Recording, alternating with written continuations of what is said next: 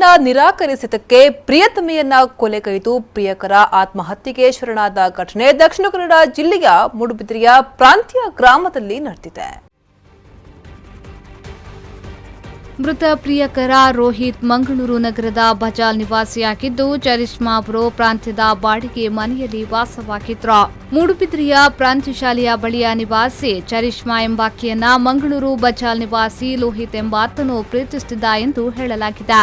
ಆದರೆ ಇತ್ತೀಚೆಗೆ ಚರಿಷ್ಮಾ ಲೋಹಿತ್ನನ್ನು ನಿರಾಕರಿಸುತ್ತಿದ್ದೆನ್ನಲಾಗಿದೆ. ಇದರಿಂದ ಉದ್ರಿಕ್ತಗೊಂಡ ಲೋಹಿತ್ ಶುಕ್ರವಾರ ಯುವತಿಯ ಮನೆಯಲ್ಲಿ ಒಬ್ಬಳೇ ಇದ್ದಾಗ ಲೋಹಿತ್ ಆಕೆಯ ಮನೆಗೆ ನುಗ್ಗಿ ಚೂರಿಯಿಂದ ಇರಿದು ತಲೆಗೆ ಸುತ್ತಿಗೆಯಿಂದ ಹೊಡೆದಿದ್ದಾನೆ. ಆ ಬಳಿಕ ಆಕೆಯ ಮನೆಯಲ್ಲಿ ನೇಣಿಗೆ ಶರಣಾಗಿದ್ದಾನೆ.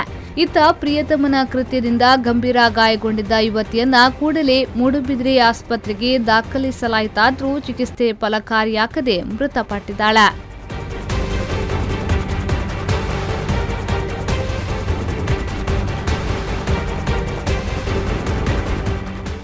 ಘಟನೆಯ ಸಂಬಂಧ ಮೂಡುಬಿದಿರೆ ಪೊಲೀಸ್ ಠಾಣೆಯಲ್ಲಿ ಪ್ರಕರಣ ದಾಖಲಾಗಿದೆ.